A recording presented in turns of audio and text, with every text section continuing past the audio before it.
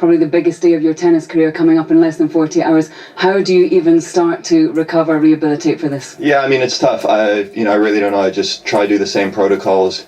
I mean, honestly, I really hope this is a bit of a sign for Grand Slams to change, this format, out of 5 sets. I mean, for us to be out there this length of time, I mean, not just on us coming back, trying to compete at this sort of stage, going through this.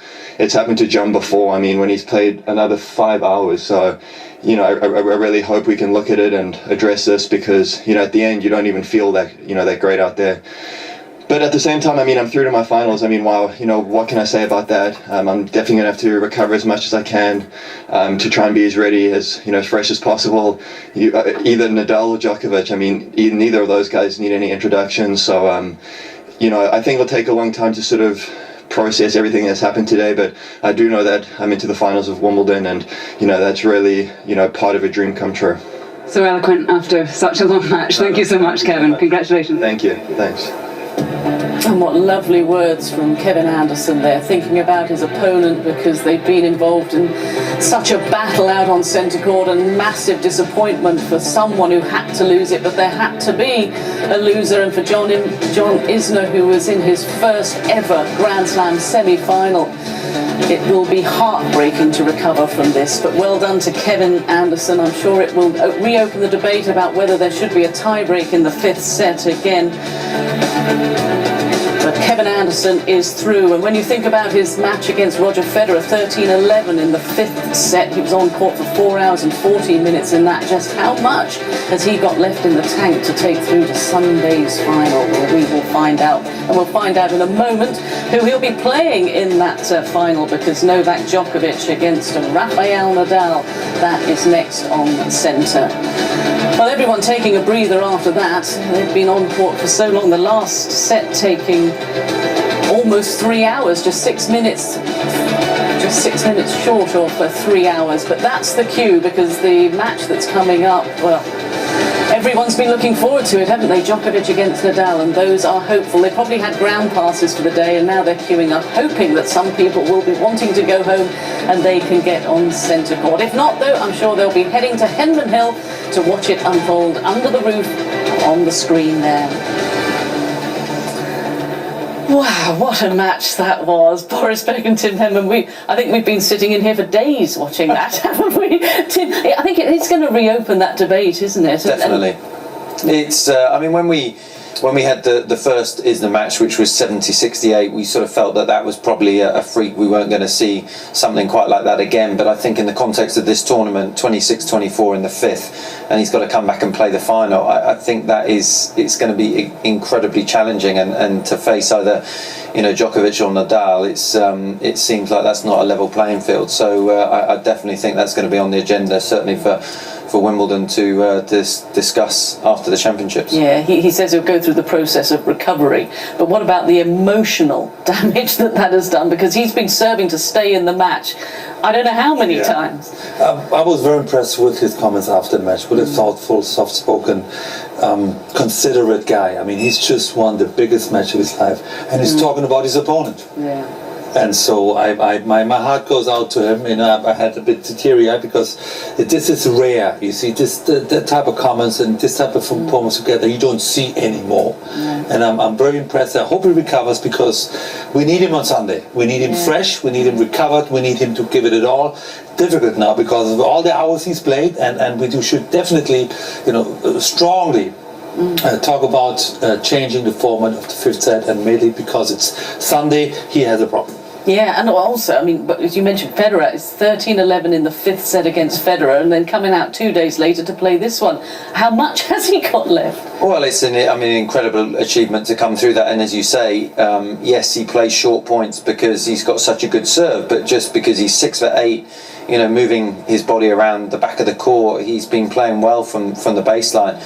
So he's going to feel sore all over, and whether the ice baths and his massage and stretching and recovery can take place in a pretty short space of time, we'll have to wait and see. But unbelievable achievement, but I don't fancy his chances on Sunday. I mean, you probably wouldn't fancy his chances anyway because he's playing either Djokovic or Nadal, but given that's his preparation, it's going to be very, very difficult for him. And what can Justin Gimelstob and David McPherson say to John Isner after that? Nothing but respect. I mean, you can't put it up more, but something had to give. Overall, I thought Anderson had more chances. He was the better player once the rally wasn't playing. But the grit and determination and just the willpower of John Isner not giving in. I thought with the left knee he started having a problem later in the match, but he must have a heart of a lion. Not easy the giant of a he must have a heart of a lion to keep on coming back and just trying to prolong this match. Yeah, and also, I mean, we can show just that crucial break. I mean, he talked about the left-handed shot that he played as well, which did prove to be so crucial. It was amazing. I mean, he played a good strong point to get love 15. Unbelievable stretch volley. But on the second point, I think we'll see Isner goes into the body here with a second serve, and he sort of stumbles out of the way of it, makes a good return, but drops his racket. And then at that stage, Boris and I were talking about saying, wow, his technique on his left-handed forehand looks solid. So we were like, well, that's a great effort. But then to hear him speak afterwards and say that he used to play with his dad using his left hand, I mean, that explained a lot. But, good returning when he got the chance to move forward, 3 really strong points to set up love 40. It had love 30 so many times.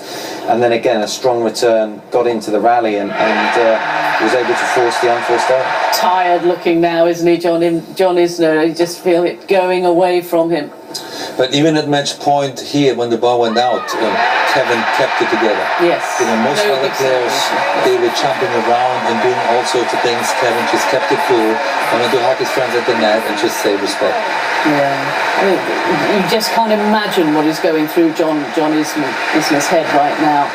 And that is so wonderful sportsmanship from both players. And be immensely proud of the way they played out there. They gave their all and more over 6.5 hours. But Kevin Anderson taking the applause, and just wonder how there'll be the ice bath, won't it? And from now on. I was just thinking it's probably quite nice for both of them at the end of the match to actually look an opponent in the eye and sort of give them a hug when one's 6'10" and the other one's 6'8". But I mean, it's massively disappointing for John. He has the memory of coming through an absolute epic, so swings and roundabouts, but certainly for Kevin, he's got to really look at his recovery and recuperation as quickly as possible. And I expect he's going to hope that Rafa and Novak go on. They can play until 11 o'clock tonight, but he'll be hoping that they don't finish and then they have to come back tomorrow. Yeah, and you saw them in the locker room. They're very relaxed watching the tennis, watching 2 marathons, watching the junior boys as well, weren't they? Yeah, that's right. They were there, and obviously a few questions about the protocol. When would they shut the roof and what time can we play to? But then they had Jack Draper, and they were pretty impressed with his match, and just waiting. And that's one of the natures of the sport. Unless you play the first match, you don't know what time you're going to go on, but you don't necessarily think you're going to have to wait 6 hours and 35 minutes for the match prior to finish. They would have been ready at 4 o'clock, wouldn't they? Well, anyway, the players are now ready. They have left the locker room and making their way to centre court under the roof, so it will go on till 11 o'clock. That is the cut-off point. If it's not finished by 11 o'clock, then they will be back tomorrow. But here they are, after the long wait. Novak Djokovic leads them out. Rafael Nadal going through his pre-match routine, as he always does, and ready to walk onto centre court, and I'm sure a huge cheer. I hope they haven't all left their seats and give them a warm welcome.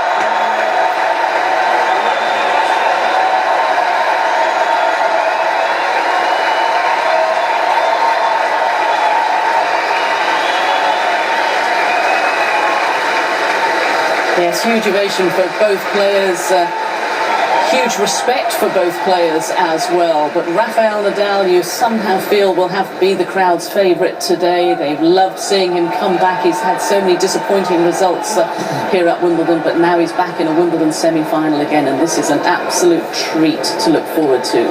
Well, I'm glad we've closed the roof, because this is what is up above, and I'm sure there's a few drops of rain that will be coming over Wimbledon very soon. But the walk-on was just a few moments ago. The players are warming up now.